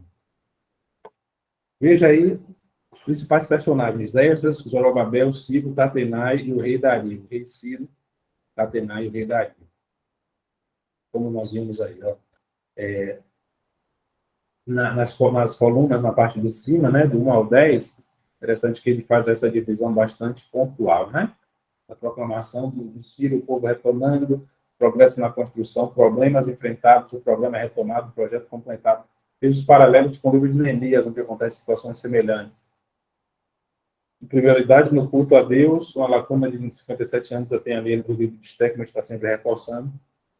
Encaminhada à prática com Deus, a providência de Deus, por retornando o pecado do povo, a oração de confissão, a proposta de aliança, a purificação de casamento com os estrangeiros e outros tópicos que a gente já viu aí colocando, né?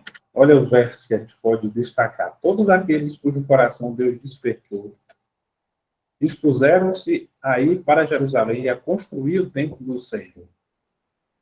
Período de 23 anos, a fim de que se cumprisse a palavra do Senhor falada por Jeremias.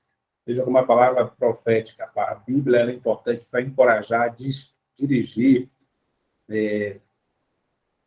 conduzir em detalhes a minha vida, a sua vida, as nossas igrejas. Veja como isso acontece em época de construção de templos. Veja como isso acontece na época em que o povo se coloca diante de Deus. E hoje ainda é tempo, e que pensa, a gente está estudando um texto bíblico, que a gente lembra, Deus traz à nossa memória aquelas épocas em que a gente viveu momentos tão maravilhosos na presença do Senhor, e como a gente pode voltar a viver como a gente está vivendo aqui. Porque a boa mão de seu Deus estava com ele, está escrito aí no capítulo 7, verso 9. E um verso-chave em relação a Esdras, está aí no verso 10 do capítulo 7. Esdras dispôs seu coração a estudar, a praticar, a ensinar a palavra de Deus. Esse é o seu caso, meu irmão, minha irmã. Você dispôs o seu coração a estudar, a praticar e ensinar a palavra de Deus. Isso você faz naturalmente. Talvez você não tenha um púlpito, né? Eu estou lendo um livro, Pedagogia da Cadeira, do Sérgio Ferreira, e ele fala como nós, nem todos têm um púlpito, né? A minoria, na verdade, quem prega no púlpito, mas todos nós temos uma cadeira. Para alguém sentar do lado da gente, a gente compartilhar o evangelho, ajudar, aconselhar, e a gente faz isso, então. Estudando, praticando, vivendo, ensinando a palavra de Deus para quem está ao nosso redor. Que bênção que Esdras fez isso. Eu lembro, quando eu fui para o seminário, quando eu entendi o chamado de Deus para o ministério da palavra, de ensino, o irmão Raimundo Nunes, lá na segunda igreja Batista de Feira de Santana, me dedicou esse texto. E é uma bênção, né? A gente poder viver assim, e fazer tendas, e viver a vida, independente, né, de ser no escriba, como foi o caso de Esdras, os servos de Deus são chamados, e abençoado é você, meu irmão, minha irmã, que está nessa jornada. Vamos lá para o momento da interação com os nossos alunos. Alguém lê para a gente aí um tema, propósito, e depois vamos para os principais ensinamentos e as características distintivas. Tema e propósito e mensagem a ser aplicada nos de nossos alunos ou alunas, lendo aí agora. Tema e propósito, mensagem a ser aplicada. O autor de Esdras relatou como Deus fielmente fez com que o remanescente fiel de Judá voltasse à terra prometida depois do cativeiro babilônico, para a reconstrução do templo e para o restabelecimento do relacionamento da aliança com Deus. Esdras foi escrito para encorajar e instruir os exilados judeus com relação à absoluta necessidade de sua atenção estar centrada no culto a Deus e na obediência à sua palavra. Mensagem a ser aplicada. O culto a Deus e a obediência à sua palavra precisam ser a primeira prioridade na vida daquele que crê. Pode continuar?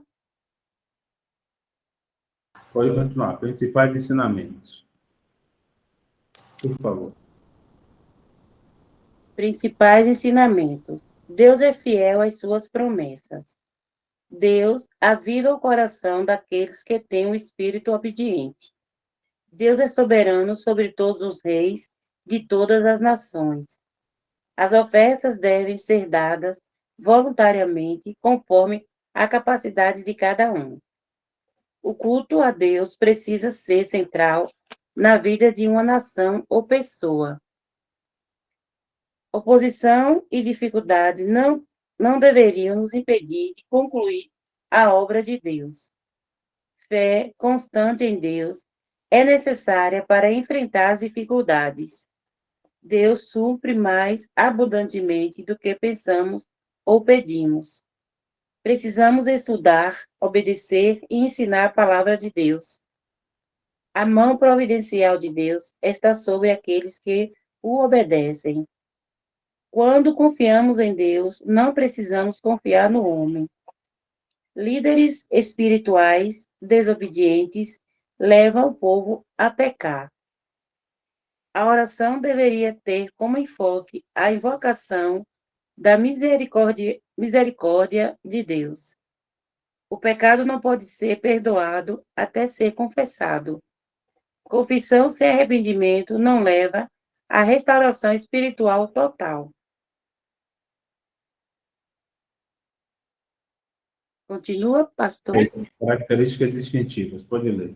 Aliás, não, vamos parar por aí, que esse tópico a gente já explorou. Muito obrigado, meu irmão. Vamos aí só passar aqui rapidamente, né, nessas características do livro de Esdras, né, que nós já vimos, esses retornos, e nós vamos sempre confiar em Deus, irmãos, no poder de Deus.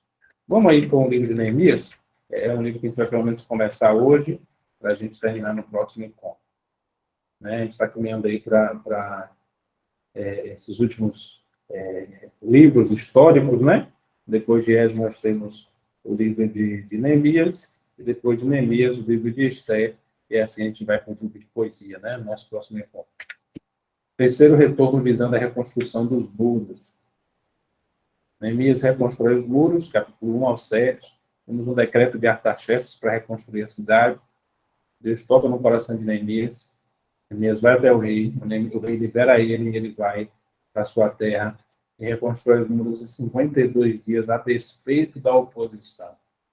Esse é o terceiro retorno do exílio, né? Daqui duas primeiras levas, duas primeiras ondas de retorno ali para a terra prometida, né? Para a terra que Deus tinha dado para o povo.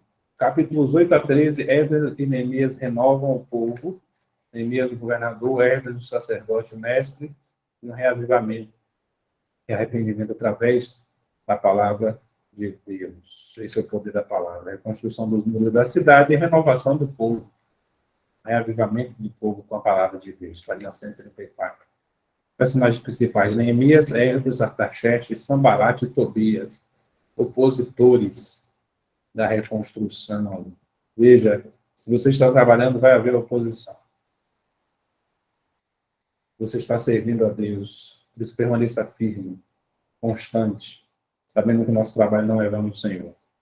Nós temos a condição lamentável de Jerusalém. Olha aí, essa divisão, né, por pontos, por capítulos, né, e bem pontual. A condição lamentável de Jerusalém, pedido de Neemias ao rei, ele fica sabendo por meio do seu irmão Anani, e ele volta ali, e ele vê a bondosa mão de Deus sobre ele, e vê o povo dedicado ao trabalho, né, porque ele começa a reconstruir o templo, e tem uma resistência externa, mas ele não desiste, e tem resistência interna também, uma oposição reintensificada, e o reconhecimento do que Deus realizou. O muro ficou pronto em 52 dias. E registra ali o povo para mostrar quem estava nessa situação. Restabelecendo a integridade de Israel na terra, refocalizando a atenção em Deus, na palavra de Deus. Atendendo a palavra de Deus na segunda parte, ele lê a lei, atende a lei, o povo se arrepende, renova a aliança, repovoa as cidades, regozija com a rededicação do templo. Mas eles acabam pecando, mas Deus perdoa de novo. Tem a questão do sábado. Olha a importância, irmãos, do descanso, da adoração a Deus na vida do povo. E a casa de Deus, a casa do tesouro de Deus foi restaurada. Veja esses personagens: Neemias, o líder do terceiro retorno, Esdras, o sacerdote escriba, Neemias, o governador. Num contexto sociopolítico, inicialmente, né? É necessária essa reconstrução também, sociopolítica, econômica, mas, acima de tudo, espiritual, porque esta última espiritual determina também o progresso da nação. É a base para a felicidade das pessoas, porque, seja no contexto qual for, é o nosso espiritual que nos sustenta. Seja com menos, esse tempo de um leite, né, caro, uma caixa de leite, de um item, né, que acaba reproduzindo, eu menciono só um, mas que tem impacto na vida de todo mundo. Seja nesse preço do leite, ou seja o leite barato, mais barato, seja a gasolina cara ou mais barata, nós temos que estar fiéis ao Senhor, caminhando com Deus. Olha o que acontece nessa segunda parte ali abaixo, do grande bloco. Pois todo o povo estava chorando enquanto ouvia as palavras da lei.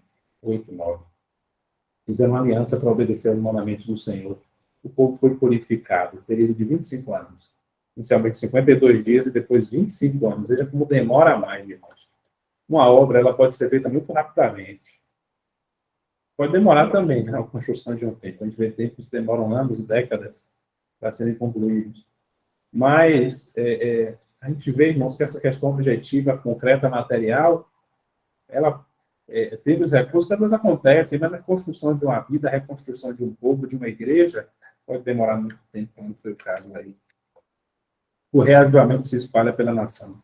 A aliança foi ratificada, as cidades foram repovoadas de forma justa, os muros foram rededicados, a nação foi purificada das influências estrangeiras, os dízimos da casa do tesouro do templo foram restabelecidos, a santidade do sábado restabelecida, e a questão dos casamentos estrangeiros foi novamente tratada.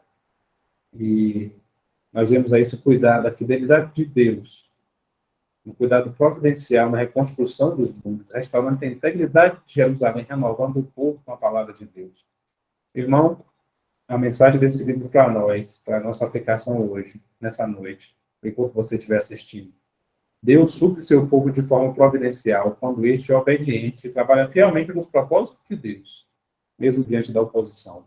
Ouvir a palavra de Deus não basta, é preciso colocar em prática. É muito bom ouvir a palavra de Deus necessário, mas o que é importante é a gente obedecer.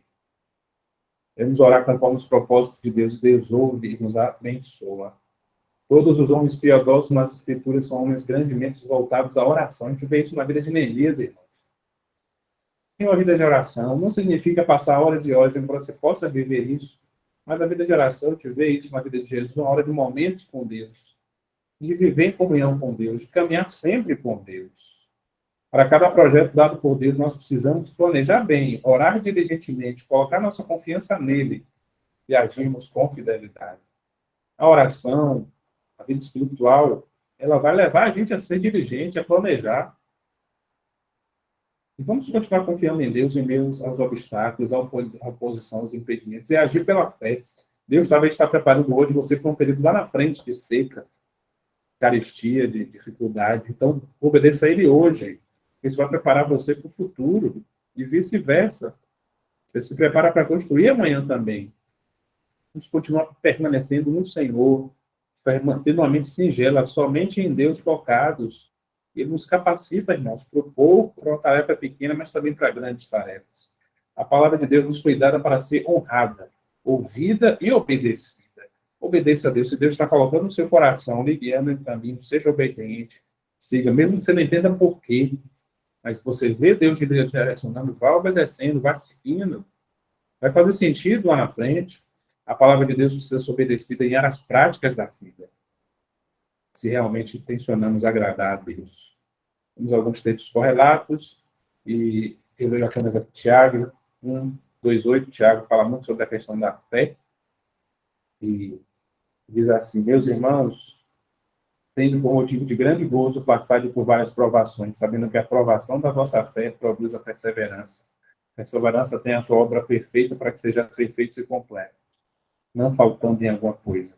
Se algum de vós tem falta de sabedoria, peça a Deus, que a todos dá liberalmente, e não censura, e servirá nada. Continue confiando no Senhor. Se precisa de sabedoria, peça, Ele vai lhe dar para você vencer essa dificuldade de hoje, para agir, para silenciar, para caminhar com Deus.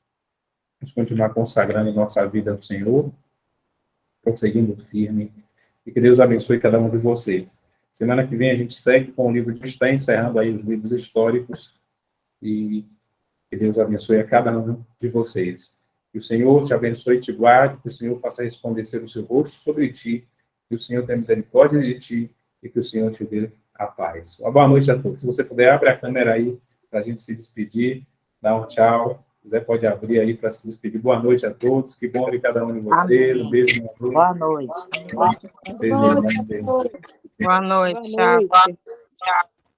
Boa noite. Boa noite, Pai. Deus abençoe você. Todos tenham uma boa noite. Amém. Paz a todos. Podem saindo.